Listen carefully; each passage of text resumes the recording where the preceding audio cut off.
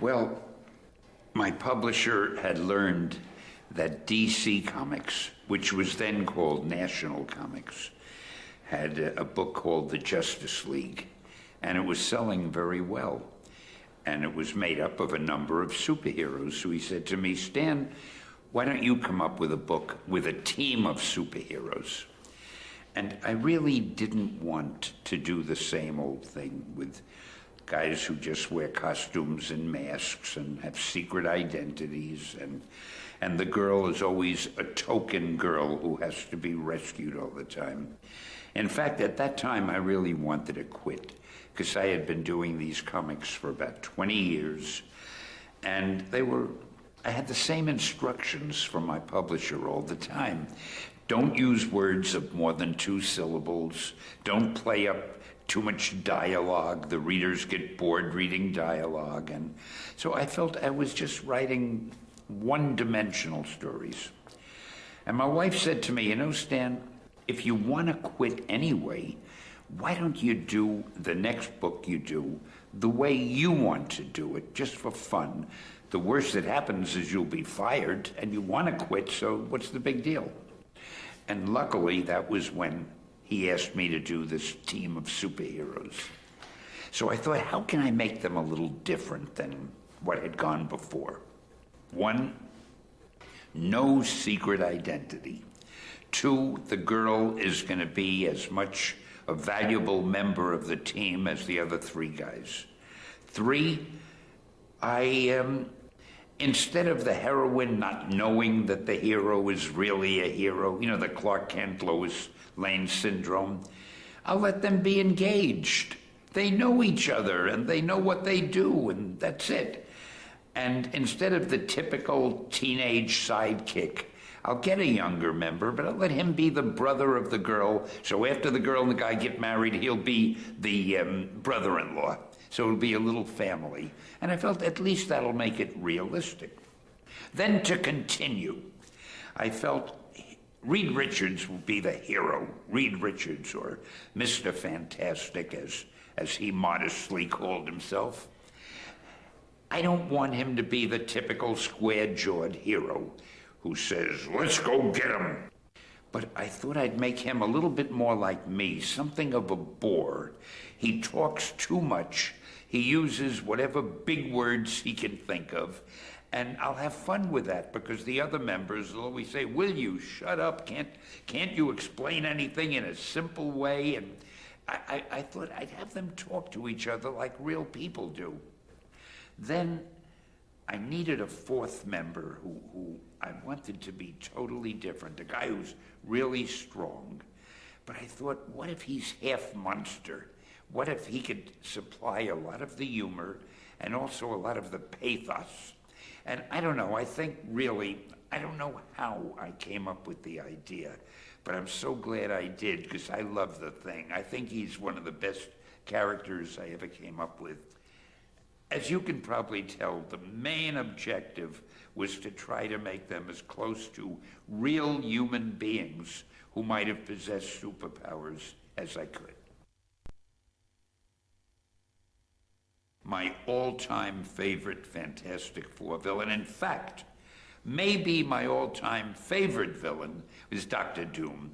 One of the things I loved about him, I made him the king of his own country, Latveria. And I was so proud of making up the name Latveria, because it sounds like a real country. The thing I liked about Dr. Doom, by being a king, he could commit a crime in this country, but he had diplomatic immunity, so you couldn't arrest him. And also, if you think about it very deeply and clearly, what was it Dr. Doom wanted? He wanted to rule the world, right? Well, you could be a litterbug. You could throw a wad of gum on the sidewalk, and a policeman might come over and give you a citation. Or you could be a jaywalker, and you'd get a ticket. But you could walk up to any cop, and you could say, officer, I'd like to rule the world. It's not a crime. There's nothing he could do. So Dr. Doom was a very unique criminal. And I like the fact that I tried to give him his own sense of nobility and honor. In fact, I forget which story it was. There was one story where the FF were fighting him as usual, and he said to them, or to Reed, look, if you do thus and such, I'll set Sue free, or I'll let you go, or I don't remember the details. But the other three said, hey, you're not going to take him at his word, are you? That was the thing. And Reed said, no, despite all his other faults, he's a man of honor. He'll keep his word. And again, I don't remember the exact words, but I kind of like doing a villain like that. He might be the most evil guy in the world, but he's not going to lie to you. And again, a lot of credit goes to Jack Kirby. All I did was describe what I wanted and how I wanted him to act and be. But when Jack drew him, you couldn't get a better looking villain than Dr. Doom, with that little cowl over him and the armor. And Jack always used to say, Stan, the reason he concealed his face is because he basically looked like you. Jack and I sometimes had a relationship like the Thing and the Human Torch. I had fun writing all of them. I just loved every one. You know, there are some that come to mind. There was one called, I think, This Man, This Monster, where somebody managed to impersonate the Thing or take over his identity. He was a villain. But in the end, he turned good and he saved the Thing's life, or the Thing saved his life. I don't remember exactly, but the fella died at the end, but he died heroically. And it was the kind of story that kind of left a lump in your throat, you know. I always liked that, and the fans loved it. I got a lot of mail from that. Another one that I liked was The Wedding of Sue and Reed, because Jack and I put ourselves in the story at the end, and we had fun with it. At the very end of the story, Jack drew himself and me as characters trying to get into the wedding, and we weren't admitted because we didn't have an invitation. And I thought that was kind of funny.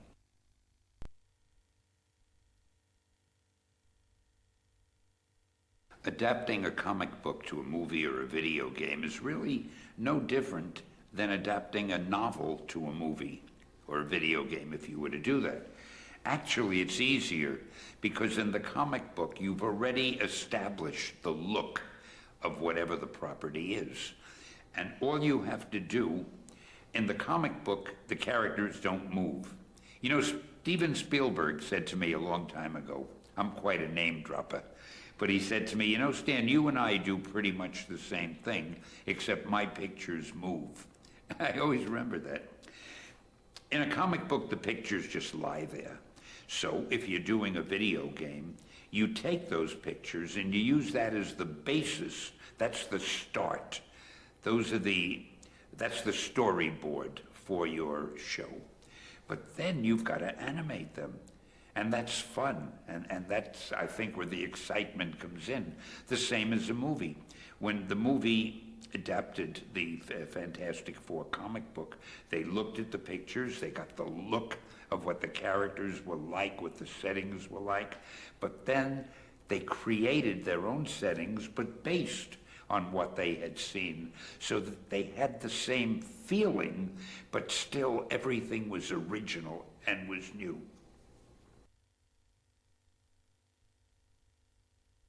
Of course, I don't know if you've thought of this, but it's quite an experience by playing a video game, to be able to become one of the characters that you actually created years ago. I mean, if I play the Fantastic Four game, I can be the Thing. I can be the Human Torch or Reed. Hey, I could even be Sue.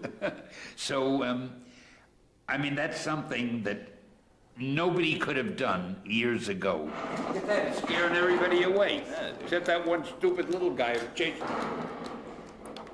You got him? Where are those? Are you making those explosions? Oh yeah. That's when the guys blew up with. So let's run this way. Let's run this way. Man, I'm good at this.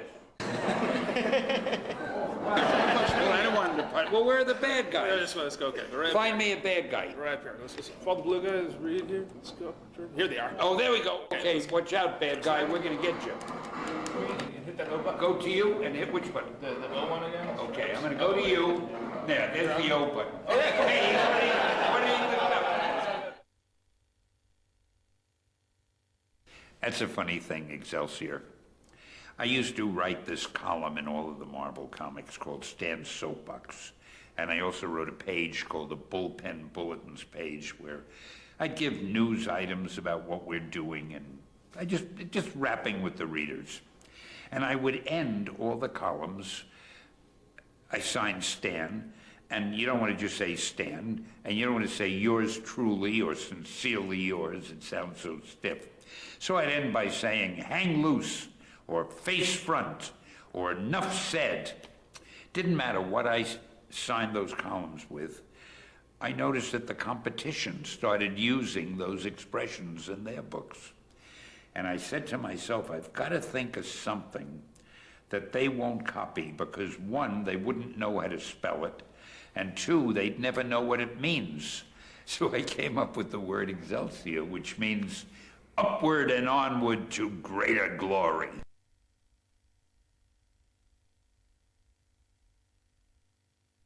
Oh, I would like to think if you spend enough time creating characters and you make them as realistic as possible, then it isn't too easy to improve on them. And the only reason you want to change a character is to improve on it. You know, and you could think of so many classic characters like Sherlock Holmes. No matter how they try to do Sherlock Holmes differently, the old Sherlock Holmes is the best one. And the same with Tarzan. There's no way you can improve on Tarzan living in that jungle with the apes and with Jane and so forth.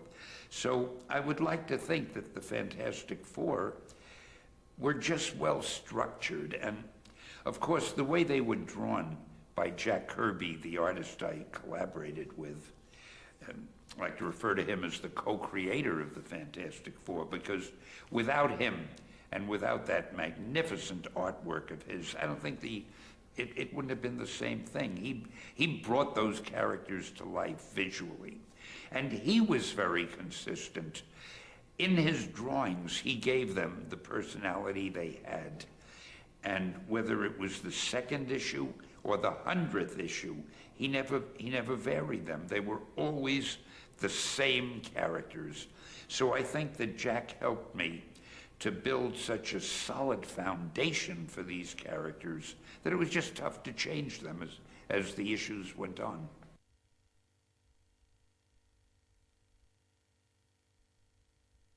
I think that we had the characters from the beginning. The only one that I think went through a little bit of a change was the Thing. As the issues went on, and I don't remember which one, maybe by the 5th issue or the 6th or the 4th something, we had him solid.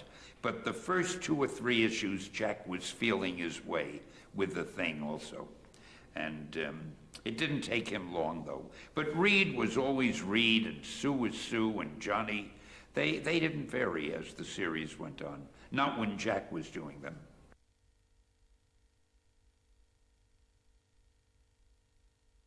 You know, it's very strange. When you do a movie adaptation or a video game adaptation of something that was created 40 years ago, you can't do it exactly the same because it'll seem old-fashioned. Now, for example, when the Fantastic Four went up into space, the idea was that Reed Richards wanted to be the first one to reach the moon. Well, we've already reached the moon. So they had to make it a little bit different. And he and the other 3 were in one little ship. But of course, in the movie and in the game, it's a ship with another booster rocket and all that, and they go from one to the other. So you try to tell the story as closely as possible to the way it had been done originally, but you've got to make so many little changes to make it contemporary and to make it relevant to the people who are watching today. I think that the movie and the video game have done a wonderful job of making the FF belong to today's era without losing the feeling of what it had 40 years ago. Probably the best example is Sue's hairdo. She had a hairdo of the 60s. When we created her, Jack drew her wearing her hair the way women did then. Today, in the movie and in the video game, she looks like a girl of today. Now, that doesn't mean it's not faithful to the Fantastic Four. It's still the Fantastic Four. She's still Sue, but years ago she was very stylish. Today she's very stylish, but styles have changed.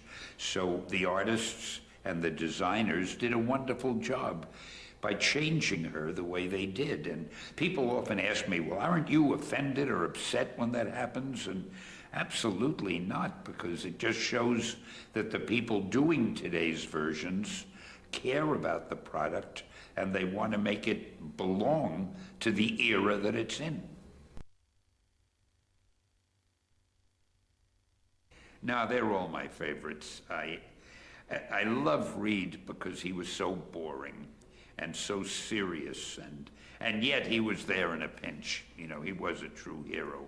Obviously, I love The Thing. I mean, he's got to be my favorite, I guess. But I love Johnny. I love the Human Torch, and I love the fact that he was always pulling tricks on The Thing, and he was always really not wanting to be a big hero.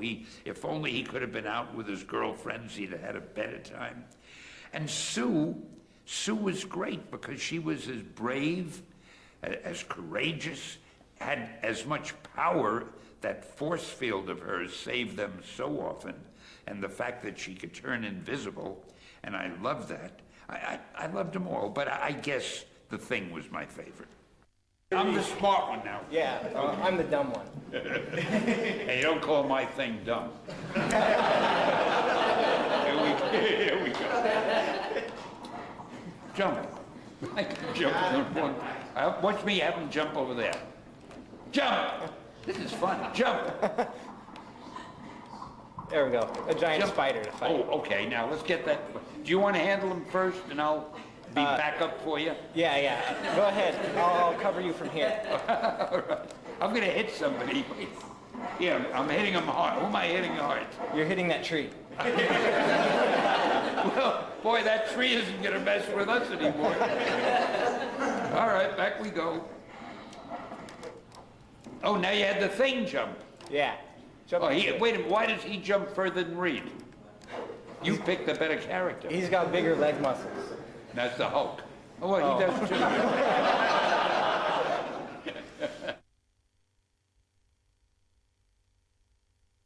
You know, I wouldn't know which to choose. There are so many comic book superpowers. The first thing, of course, that comes to mind is strength, and then maybe speed, and maybe mental telepathy or telekinesis. I mean, how do you know which is the best? Maybe the one I'd pick would be immortality.